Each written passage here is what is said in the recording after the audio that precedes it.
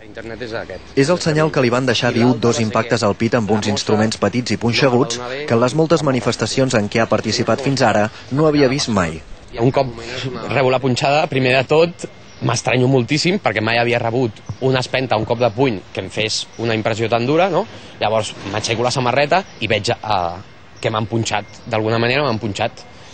Llavors el que noto és molta pressió als pits, cap enrere, i que quan em moc em fa mal. L'Assemblea Ocupa de Barcelona ha explicat que com a mínim hi ha 15 persones que van rebre l'impacte de l'anomenat Kubotan.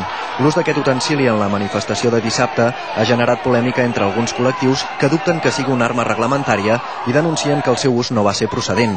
Els Mossos defensen la seva actuació. Aquest instrument, això que es diu el Kubotan, és un instrument que serveix per fer punts de força a una persona que resisteix a la detenció, que algun funcionari el té com a clauer i el porta en el seu cinturó i quan ell creu que l'ha de fer servir, el fa servir per detenir una persona en el cos a cos. El Kubotan és una arma legal per a la policia, però que se'n permeti l'ús o no depèn de les normes de cada cos. En alguns països es fa servir, però per exemple el reglament de la Guàrdia Civil no en permet l'ús.